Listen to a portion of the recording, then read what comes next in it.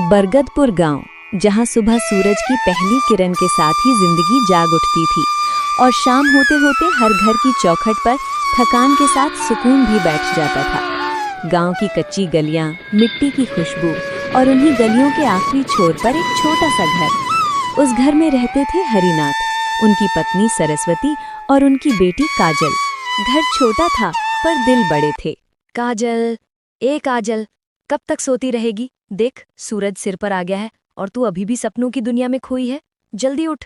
आ रही हूँ माँ, बस अभी उठी। आप तो ऐसे बोल रही हैं जैसे मैं पूरा दिन सोती रहती हूँ। अरे रहने दे सरस्वती, सोने दे आज। कल मेरे साथ खेत गई थी, थक गई होगी। हाँ हाँ, अब तो बस बिगाड़ते रहिए इसे। लाड़ प्यार अपनी जगह है, लेकिन समाज की रीत भी तो देखनी पड़ती है। कल को जब ये पराए घर जाएगी, ससुराल वाले 4 बातें सुनाएंगे कि माँ ने कुछ सिखाया नहीं, तब मुझे बुरा लगेगा। वहाँ ये बहाने नहीं चलेंगे कि कल खेत में काम किया था। माँ आप बेकार की चिंता करती रहती है। मैं कहीं नहीं जाने वाली। मैंने तय कर लिया है कि मैं यहीं आपके और पिताजी के पास रहूंगी। मैं ससुराल नहीं जाने वाली। चुप। हर लड़की यही कहती है, पर शादी तो सबकी होती ही है। अब कुछ ही वक्त में मेरी बेटी भी इस घर से विदा हो जाएगी। काजल एक पल को चुप हो जाती है, जैसे ये बात उसके दिल में कहीं गहराई तक उतर गई हो। काजल बहुत सीधी थी, न कोई बड़ी ख्वाहिश न कोई शिकायत, पर उसके अंदर एक छोटा सा सपना जरूर था। वो चाहती थी उसका घर, उसका परिवार कभी किसी के सामने झुके नहीं। एक दिन वो पिता की खेत पर जाती है। अरे बेटा, तू फिर आ गई। अरे रोज रोज यहाँ मेरी मदद करने क्यों आ जाती है? पिताजी, आपको इतना सारा काम अकेले करना पड़ता है। अगर मैं भी कुछ मदद करूं तो आपका बोझ थोड़ा तो कम हो। अरे बेटा, तुझे ये सब करने की कोई जरूरत नहीं है। मैं हूं ना, और मैं नहीं चाहता हूं कि मेरी बेटी को ऐसा कोई भी काम करने की जरूरत पड़े। पर पिताजी। अरे तू जा और घर पर आराम कर। मैं नहीं चाहता कि मेरी बेटी इतनी धूप में खड़ी रहे। और तुझे घूमने जाना था ना, आज ले चलूंगा। अब जाकर क्या करेंगे? मेला तो खत्म हो गया ना, मेरी सारी दोस्त हो आई। कोई बात नहीं, अगली बार जरूर ले चलूंगा। पता नहीं वो अगली बार कब आएगा। आप हर बार यही बोलते हैं। क्या पिताजी, आप भी? काजल हंसते हुए घर को लौट जाती है। इनकी दुनिया खुशियों से भरी हुई थी जब तक वो शाम उनकी जिंदगी में नहीं आई। एक शाम हरिनाथ खेत से लौट रहे थे। अचानक उन्हें चक्कर आया। आसपास के लोग दौड़े और उन्हें घर लाया गया। गांव का वैद्य आया। कुछ देर बाद हरिनाथ बाबू अब नहीं रहे। सरस्वती और काजल की तो जैसे ये सुनकर दुनिया ही खत्म हो गई। सरस्वती तो जैसे अपनी सूध-बुध ही खो बैठी। वो वहीं बैठ गई, कुछ नहीं बोली, बस आंसू की नदियां बहाई जा रही थी। काजल अपने पिता के पास बैठी थी। पिताजी, पिताजी, उठिए ना आप। पिताजी, क्या हुआ? उठिए ना। क्यों नहीं उठ रहे आप? आप तो हम सबसे बहुत प्यार। पिताजी। उनकी दुनिया उसी पल रुक गई। हरिनाथ का अंतिम संस्कार कर दिया गया। अब घर में बस 2 औरतें और पिता की यादें रह गई थीं। दोनों अब चुप चुप अकेली बैठी रहती, जैसे इनका जीवन भी खत्म हो गया हो। एक शाम सरस्वती अपने कमरे में बैठी फूट फूट कर रो रही थी। आप कहाँ चले गए हम इस तरह अकेला छोड़कर? आपके बिना ये घर नहीं लगता है। आपको पता भी कि आपकी बेटी आपको कितना याद करती है। मैं आपको कितना याद करती हूँ। आपके साथ हमारी सारी खुशियाँ भी चली गई। काजल का हाल ही ऐसा ही था। पिता को दिन रात याद करती। पिताजी, आपको पता है, आज भी जब शाम होती है तब लगता है आप मुस्कुराते हुए घर आएंगे। और अगर मुझसे कोई गलती हुई और माँ मुझे डांटेगी तो माँ को ही समझा देंगे। कभी कभी यूं ही बैठी रहती हूँ तो खेत जाने का याद आता है। लगता है पिताजी अकेले होंगे, पर फिर याद आता है कि पिताजी तो हमें अकेला छोड़ गए। पिताजी, आपकी बहुत याद आती है। गांव में 100 से भी ज्यादा घर थे, पर ऐसा एक भी घर नहीं था जो इनका दर्द समझ सके। गांव वाले को तो बस इस हादसे पर बात करने का एक नया विषय मिल गया था। अरे कमला, तुझे क्या लगता है ये लोग सुनने वाले हैं? हरिनाथ जी चले गए, पर इनकी अकड़, बाप रे, इनसे तो बोलना ही बेकार है। मेरे पति गए थे उस सरस्वती के पास, बोले कि भाभी ज़मीन मुझे बेच दो, मैं हर महीने कुछ पैसे देता रहूँगा, घर का खर्च आराम से निकलता रहेगा। ठीक तो बोले भाई साहब ने। अरे बेचारी वो अब क्या ही करेंगे। अरे वो मानी थोड़ी, नहीं देगी ज़मीन, अचार लगाएगी। अरे छोड़ना, ऐसे लोग की चिंता करना ही बेकार है। पूरे गांव से जो बैर कर रही है ना, बेटी की शादी के वक्त समझ आएगा। शादी होगी, इनकी हालत देखकर तो नहीं लगता है अब इनका कुछ होगा। छोड़ना, हम क्यों करें चिंता। इनकी बातें इसी तरह चलती रहती है। लोग उनके दर्द को महसूस नहीं करते, बल्कि उनका दर्द गांव वालों के लिए मजाक बन गया था। एक शाम सरस्वती अपने कमरे में चुपचाप बैठी हुई थी कि तभी वहां उसकी बेटी काजल आ जाती है। माँ, बेटा। इतना कहकर सरस्वती फिर रोने लगी। दोनों ने कई दिनों के बाद एक दूसरे से कुछ बोला था। माँ, आप ऐसे रो मत। पिताजी कभी भी नहीं चाहते थे कि उनका परिवार दुखी रहे। हमें इस तरह देख उन्हें कितना बुरा लगता होगा माँ। बेटा, अब तो तू ही मेरा सब कुछ है। हाँ माँ, और मैं हमेशा आपके साथ रहूँगी। आपसे पिताजी की खेत मैं संभालूंगी। आखिर हम कब तक ऐसे रहेंगे?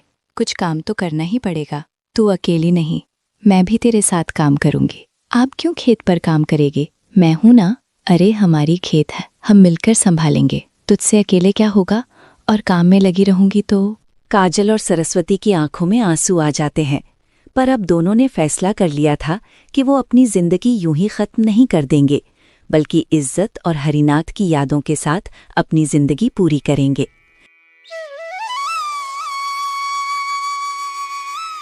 अगले ही दिन से माँ बेटे साथ में खेत जाने लगे। तपती धूप और कड़ी मेहनत, पर मन शांत। गांव वालों को अब भी चैन नहीं मिला था। उनको खेत में काम करता देख गांव की कुछ औरतें वहीं खड़ी होकर बातें बनाने लगीं। हाँ बहन, अब यही तो बाकी था कि तू अपनी बेटी को लेकर खेत में काम करने आ जाए। करो करो, हम भी देखते हैं कितने दिनों तक ये सब चलता है। इज्जत ना कुछ, सीधा खेत में उतर गई काम करने। कोई तरीका है कि नहीं? आप क्यों इतनी चिंता कर रही हैं काकी? हम तो सिर्फ अपनी चिंता करते हैं और अपना काम देख रहे हैं। आपके घर की चिंता हम नहीं करने वाले, आप उसे संभालिए। कहीं हमारी चिंता में आप अपनी घर की चिंता करना ना भूल जाएं। वाह, अब ये भी पटर पटर बोलना सीख गई है। इससे आराम से तो घरों में काम करके पैसे कमा लेती। ये खेत तुम लोगों से, वो हम देख लेंगे। गांव की औरतें चली जा भी है तो इनसे क्यों मुंह लगाती है? इनसे कुछ बोलने का कोई फायदा नहीं है।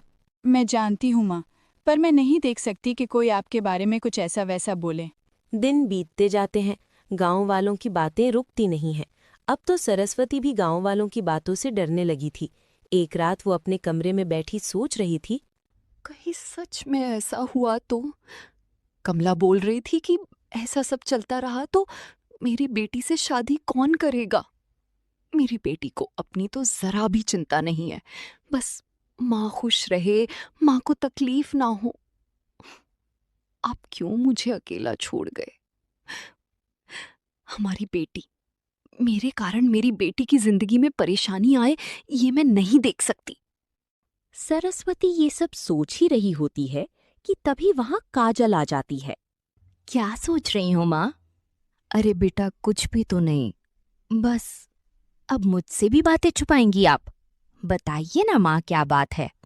बेटा, वो मैं तेरी शादी के बारे में सोच रही थी।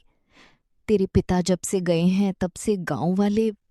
माँ, अब मैंने सोच लिया है, मैं आपको अकेला छोड़कर कहीं नहीं जाने वाली।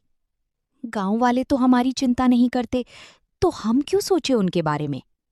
बेटा, तू उनके बारे में नहीं सोचेगी, पर मेरे बारे में तो सोच। मैं अपनी जिंदगी में इतने दुख नहीं सह सकती। अब मेरी जिंदगी में एक ही खुशी के पल की उम्मीद है कि तेरी शादी अच्छे घर परिवार में हो जाए।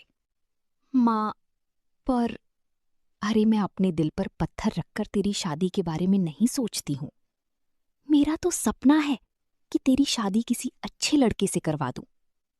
पर जब गांव वालों की बातें सुनती हूं तो अजीब सा डर बैठ जाता है मन में। पर मैं जानती हूं तेरी जिंदगी खुशियों से भरी रहेगी। भगवान मेरी बेटी को बहुत खुश रखेंगे। सरस्वती की बातें सुनकर काजल बस चुपचाप उसे देखती रहती है। उसकी आंखों में आंसू आ जाते हैं।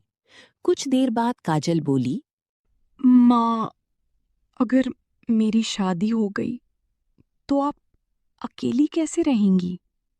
आपने कभी सोचा है इस बारे में?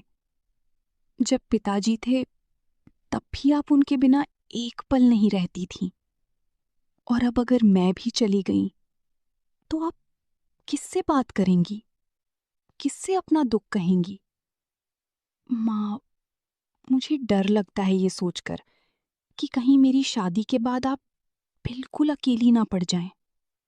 बेटा, माँ बाप की जिंदगी ऐसी ही होती है। जब बच्चे छोटे होते हैं तो पूरी दुनिया उनके इर्द गिर्द घूमती है, और जब वही बच्चे बड़े होकर अपने घर चले जाते हैं तो माँ बाप धीरे धीरे अकेले रहना सीख लेते हैं। पर मैं आपको अकेला छोड़कर नहीं जा सकती माँ, मैं नहीं जा सकती। हर लड़की यही कहती है बेटा, पर जिंदगी का सच कुछ और ही होता है। एक दिन हर बेटी को अपने घर से विदा होना ही पड़ता है। लेकिन माँ, अगर मैं नहीं गई तो लोग कहेंगे कि सरस्वती अपनी बेटी को अपने पास बांध कर बैठी है। लोग वैसे भी कम बातें नहीं बनाते। लोगों को बोलने दीजिए माँ। उन्होंने हमारे दुख में कभी साथ दिया क्या? जब पिताजी चले गए थे तब क्या किसी ने हमारा दर्द समझा था? सब लोग बस बातें ही तो बना रहे थे। सही कह रही है तू, पर बेटा, दुनिया की बातें भी कभी कभी बहुत भारी पड़ जाती हैं। मैं नहीं चाहती कि लोग तेरे बारे में कुछ गलत कहें। माँ, मैं आपकी खुशी के बिना खुश नहीं रह सकती। अगर तेरी शादी अच्छे घर में हो जाए, अगर तुझे अच्छा पति मिल जाए, अगर तेरी जिंदगी खुशियों से भर जाए, तो मुझे कोई दुख नहीं होगा बेटा, चाहे मैं अकेली ही क्यों ना रह जाऊं। माँ, क्या आप सच में चाहती हैं कि मैं शादी कर लूं? हाँ बेटा, मैं चाहती हूं कि तेरी जिंदगी मेरी तरह अधूरी ना रह जाए। मैं चाहती हूं कि तुझे वो सब मिले जो मुझे कभी नहीं मिला। अगर आपकी खुशी इसी में है माँ, तो मैं शादी कर लूंगी।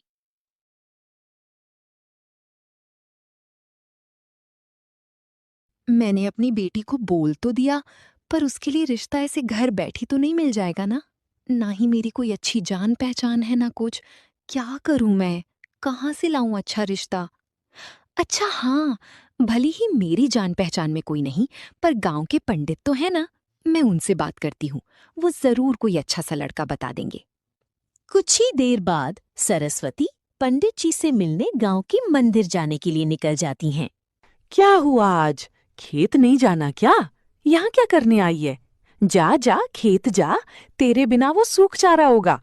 जाऊंगी, कुछ देर बाद वहां भी जाऊंगी, पर अभी कुछ काम से यहाँ आई हूँ।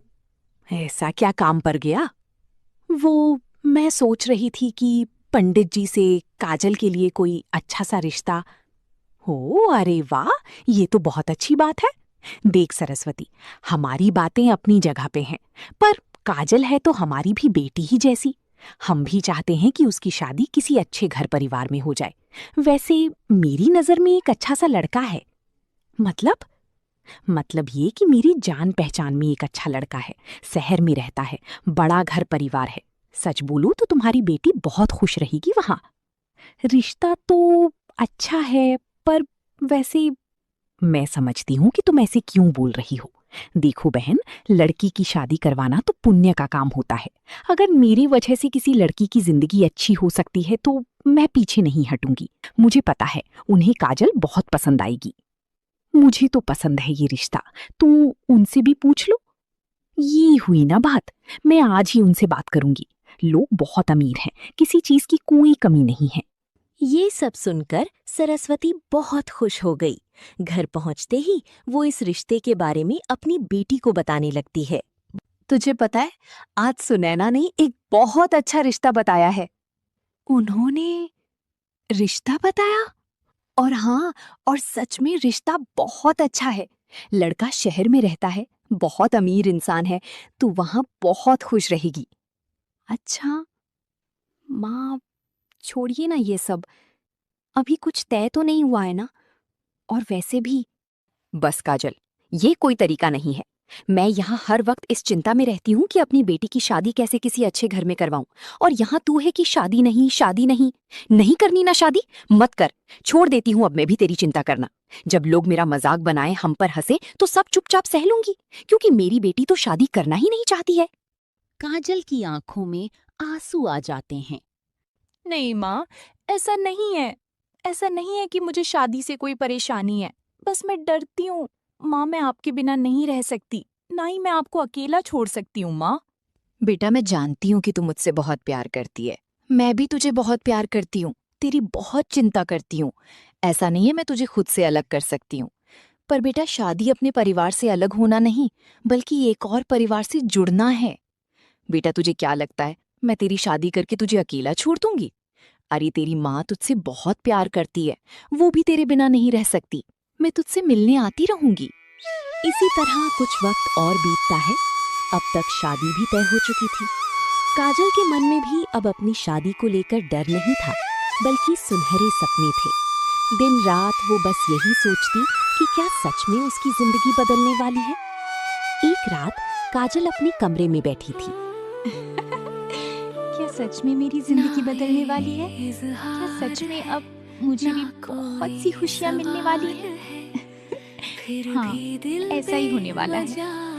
वो कितनी अच्छी हैं। वो जब आए थे, उन्होंने कितनी अच्छी सी मुझसे और मेरी माँ से बातें की थी। पता है, सच में लग रहा है जैसे कि कोई सपनों का राजकुमार मेरी जिंदगी में आ गया है। आज मैं बहुत खुश हूँ। कमी है तो बस आपकी पिताजी। अगर आज आप साथ होते ना, तो सब कुछ और भी बहुत अच्छा होता। आपकी बहुत याद आ रही है पिताजी, पर मैं जानती हूँ कि आप अभी भी मेरे साथ ही हैं, है ना पिताजी? देखते ही देखते शादी का दिन आ जाता है। देखो तो कितनी सुंदर लग रही है मेरी बेटी, बिल्कुल राजकुमारी लग रही है, किसी की नजर न लगे। माँ, बेटा तू फिर लग गई चिंता में। अच्छा तुझे एक बात बताऊं? क्या माँ? पता है, तू जब 1 साल की भी नहीं थी तब की बात है। मैं देख रही थी तेरे पिताजी कुछ दिनों से बहुत चिंता में रह रहे थे। एक दिन मैंने उनसे पूछा कि सब कुछ तो ठीक है, तो आप किस बात से इतने परेशान हैं? पहले तो वो बता ही नहीं रहे थे, पर जब मैंने बहुत पूछा तब पता है उन्होंने क्या बोला? क्या माँ? उन्होंने बोला कि मैं बस यही सोचकर परेशान हो रहा था कि हमारी काजल बहुत अच्छे घर परिवार में जाए, उसे कोई बहुत अच्छा जीवन साथी। पता है, वो उसी वक्त से तेरी चिंता में लग गए थे। आज भी जब उनका वो चेहरा याद करती हूँ तो हंसी आ जाती है। पता है, मैंने और तेरे पिताजी ने तेरे लिए खूब सारे सपने सजाए हैं। आज वो सारे सपने पूरे होने वाले हैं। आज सच में मैं बहुत खुश हूँ, बहुत खुश। सारी रस्में पूरी हो गईं। आखिरकार विदाई का पल आ गया। सरस्वती रोते रोते बोली, बेटा, बहुत खुश रहना, अपना ख्याल रखना। बेटा तो यहाँ से भले ही दूर जा रही है, पर ये जरूर याद रखना कि यहाँ तेरी माँ है जो तुझे बहुत प्यार करती है। कोई भी बात हो बेटा तो मुझे जरूर बताना। ये तेरा घर है, अपना बहुत ख्याल रखना बेटा। अपने परिवार को हमेशा जोड़ कर रखना। माँ की बहुत याद आएगी माँ, आप भी अपना ख्याल रखना माँ। शादी के बाद पहले कुछ दिन सब ठीक था। घर में हल्की मुस्कानें थीं, औपचारिक बातें, नए रिश्तों की झिझक। पर धीरे धीरे सच सामने आने लगा। तेरे माँ ने क्या दिया है इस घर को? शादी तो ऐसे कर दी जैसे हम पर कोई एहसान कर दिया हो। खाली हाथ बेटी भेज दी और उम्मीद कर दी है कि यहाँ राज करेगी। मैं कोशिश करती हूँ माँ जी, घर का हर काम ठीक से करूँ ताकि आपको शिकायत का मौका न मिले। कोशिश? कोशिश बस यही शब्द आता है तुझे। कोशिश से कुछ नहीं होता। औकात में रहना सीख। यहाँ किसी को तेरी सफाइयाँ सुनने का समय नहीं है। दिन गुजरते गए। काम, ताने, अपमान और हर दिन थोड़ा थोड़ा करके काजल टूटती गई।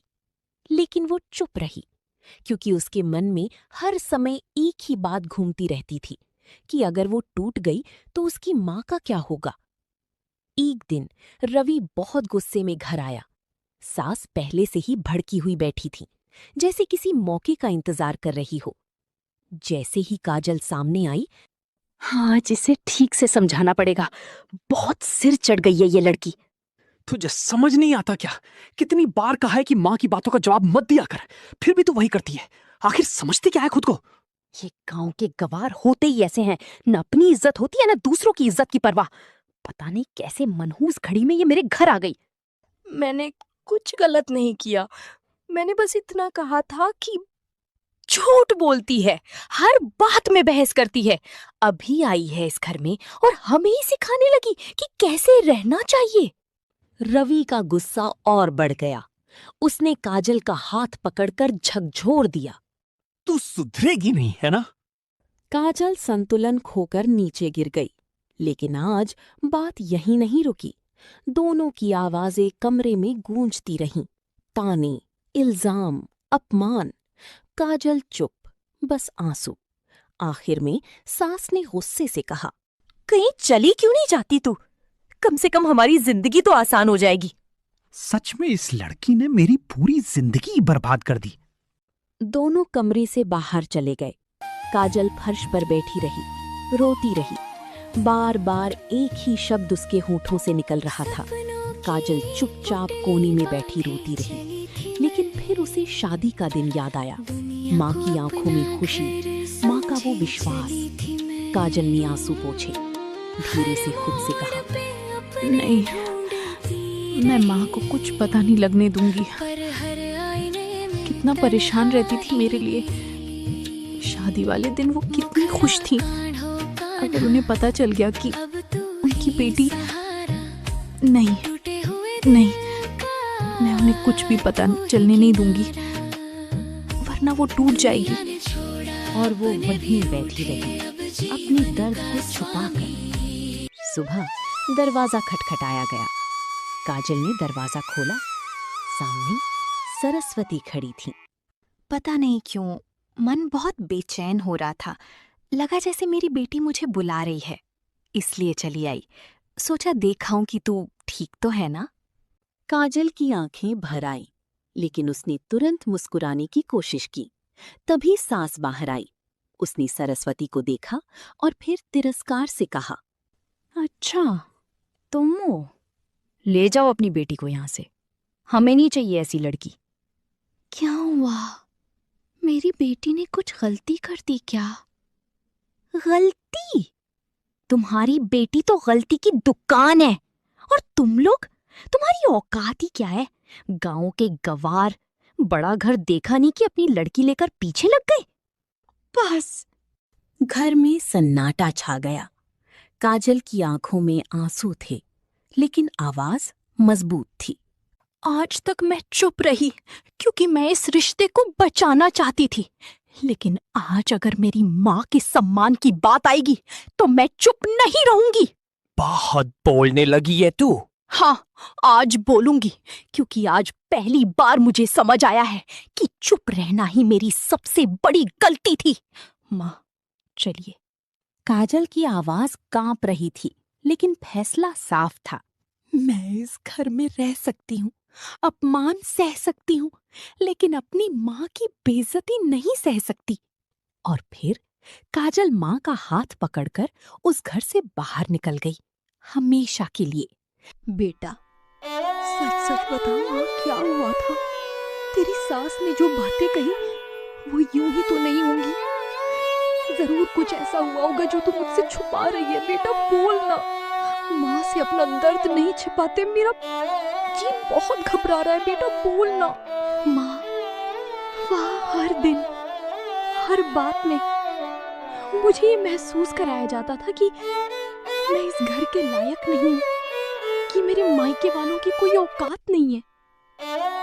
मैं हर दिन चुप रही, हर अपमान सहती रही, सिर्फ इसलिए कि आपकी उम्मीद न टूटे। क्योंकि आपने कितने विश्वास से मुझे विदा किया था, तो तूने इतना सब अकेले सहा और मुझे बताया भी नहीं। मैं डरती थी माँ, अगर मैं वापस आ जाती तो आपको लगता कि आपकी बेटी अपना घर नहीं संभाल पाई। नहीं बेटा, घर वो नहीं होता जहां सिर्फ सहना पड़े। घर वो होता है जहां इंसान को सम्मान मिले।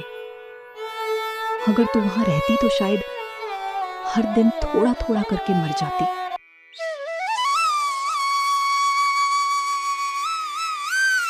अब इस गांव में ना सरस्वती है ना ही काजल। दोनों यहाँ से कहीं दूर जा चुके हैं, पर उनकी यादें और बातें अब भी यही हैं। अरे याद है ना वो सरस्वती? अच्छा हाँ, काजल की माँ, वही ना? हाँ हाँ वही। अरे उसकी बेटी ही ना ससुराल छोड़कर आई थी ना। मैं तो हमेशा से कहती थी कि अभी जब इतना जबान चलती है तो ससुराल में क्या होगा। अब ना वहां की रही ना यहीं रह सकी। आखिर कितना मुंह छुपाएगी। ऐसे ऐसे लोग ना बस गांव गंदा करते हैं। अरे मुंह नहीं छुपाती, पता नहीं है वो उसी वक्त शहर जाकर आगे की पढ़ाई पूरी कर रही थी। ये सब बस मुंह छुपाने का बहाना है। ऐसे ऐसे लोग को जब कुछ नहीं मिलता है ना तब पढ़ाई का बहाना बनाने लगते हैं। बुढ़ापा कॉलेज में जाती थी क्या? अरे उस लड़की का मजाक बना रही है। अच्छा आज से 5 साल पहले वो बूढ़ी थी।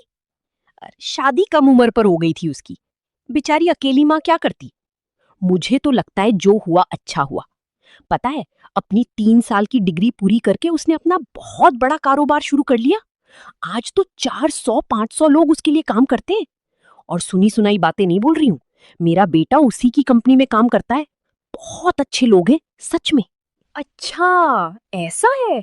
हाँ तब तो बहुत अच्छा है। वैसे लड़की थी भी मेहनती। पिता के जाने के बाद खेत तक संभालने का फैसला कर लिया था। अच्छा वैसे तेरा बेटा तो वहीं काम करता है ना? क्या वो मेरे बेटे के लिए बात कर सकता है? अरे हाँ हाँ। काजल एक बार तुम भी वो फाइल देख लेना। काजल जल्दी। अरे आपने देखी है ना, कितनी बार देखना है? नहीं, मैं तुमसे बिन पूछे कहीं भी इन्वेस्ट करने का रिस्क नहीं ले सकता। अच्छा और वो क्यों? अपनी तारीफ सुनने की आदत हो गई है ना। क्योंकि मेरी सुंदर सी लाइफ कम बिजनेस पार्टनर बहुत लकी है मेरे लिए। जब से मुझे उसका साथ मिला है तब से मेरी तो जिंदगी ही बदल गई है। अच्छा सच में जब से आप मुझे मिले मेरी भी जिंदगी बहुत अच्छी हो गई है। बेटा आज फिर बिना खाए जा रहे हो? चुपचाप बैठो और पहले खाना खाओ। काजल बेटा तुम्हारा पर्स कहाँ खोई रहती हो बेटा? इतनी भी क्या जल्दी है? सच में काजल, अब लगता है हमारी एक नहीं 2 माएं हैं।